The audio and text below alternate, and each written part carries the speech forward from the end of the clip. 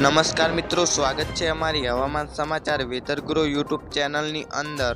તો જે મિત્રો આજના હવામાન સમાચારમાં વાત કરવામાં આવે તો ગુજરાતમાં આ તારીખથી વધશે વરસાદનું જોર। જન્માષ્ટમી દરમિયાન વરસાદ બની શકે છે વિલન। તો જે મિત્રો ગુજરાતમાં વરસાદની તીવ્રતા ઓછી થઈ રહી છે। ગુજરાતમાં છેલ્લા 24 કલાકમાં વરસાદની વાત કરીએ તો દક્ષિણ ગુજરાતના મોટા ભાગના સ્થળો અને ઉત્તર ગુજરાતના છૂટાછવાયા સ્થળોએ વરસાદ પડ્યો છે। જ્યારે સૌરાષ્ટ્ર કચ્છમાં હવામાન શુષ્ક રહ્યું હતું, ત્યારે આગામી દિવસોમાં કેવો વરસાદ રહેશે તે અંગેની હવામાન વિભાગની આગાહી જોઈએ તો જે મિત્રો હવામાન વિભાગના જણાવ્યા પ્રમાણે વરસાદનું જોર ઘટી જશે। આગામી 7 દિવસ સામાન્યથી મધ્યમ વરસાદની શક્યતા દર્શાવવામાં આવી છે। થંડરસ્ટોર્મ એક્ટિવિટીના કારણે સામાન્યથી મધ્યમ વરસાદની આગાહી આપવામાં આવી છે।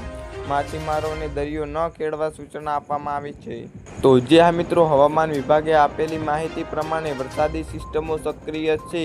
હવામાન વિભાગ અનુસાર ગઈકાલે ઉત્તર પશ્ચિમ મધ્યપ્રદેશ અને આસપાસના વિસ્તારમાં બનેલું લો પ્રેશર લેસ માર્કમાં પરિણમ્યું છે।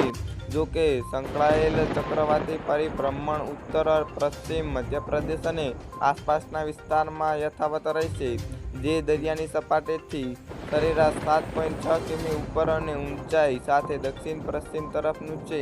તો જે મિત્રો આ સાથે અન્ય મોન્સૂન ટ્રફ છે, જે સરેરાશ દરિયાની સપાટી પરથી બિકાનેર, સિકર, દતિયા, શ્રીતી, રાંચી, દીઘા તેમજ પૂર્વ દક્ષિણ પૂર્વ તરફ બંગાળની ખાડીમાં પસાર થાય છે।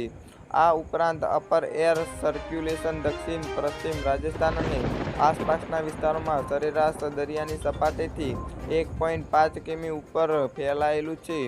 એક ટ્રફ ઉત્તર પશ્ચિમ મધ્યપ્રદેશથી ઉત્તર પૂર્વ બંગાળની ખાડી સુધી, ઝારખંડ, ગંગા, પશ્ચિમ બંગાળ, બાંગ્લાદેશ સરેરાશ સમુદ્રની સપાટી 0.9 કિમી ઉપર ફેલાયેલું છે। ગઈકાલનો ઉત્તર પૂર્વ અરબી સમુદ્રથી દક્ષિણ બાંગ્લાદેશ તરફનો ટ્રફ લેસ માર્ક થયો છે। તો જે મિત્રો હવામાન નિષ્ણાત અંબાલાલ પટેલની આગાહી ગુજરાતના વરસાદમાં અપડાઉન લાવે તેવી છે। તેમણે કહ્યું કે ગુજરાતમાં વરસાદનું પ્રમાણ ધીરે ધીરે ઘટશે। બંગાળના ઉપસાગરમાંથી આવેલો ભેજ ગુજરાતમાં ફરી વરસાદ લાવશે। 3 ઓગસ્ટથી મોટા પોરાનો વરસાદ પડશે તો 6 થી 10 ઓગસ્ટ દક્ષિણ ગુજરાતમાં ભારે વરસાદ પડશે। આ કારણે તાપી નદીનું જળસ્તર વધવાની શક્યતા છે। તો જે મિત્રો 3 સપ્ટેમ્બરથી 14 સપ્ટેમ્બર દરમિયાન વિવિધ વિસ્તારમાં વરસાદ પડશે। અંબાલાલ પટેલે જન્માષ્ટમી દરમિયાન સામાન્ય વરસાદની આગાહી કરી છે। તેમણે કહ્યું કે સૌરાષ્ટ્રમાં જન્માષ્ટમી દરમિયાન લોકો મેળાની મજા માણી શકશે। જન્માષ્ટમી દરમિયાન વરસાદી ઝાપટા પડી શકશે।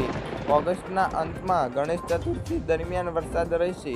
તો મિત્રો, ગુજરાતના તમામ હવામાન સમાચાર અમારી યુટ્યુબ ચેનલમાં જોવા મળી રહેશે।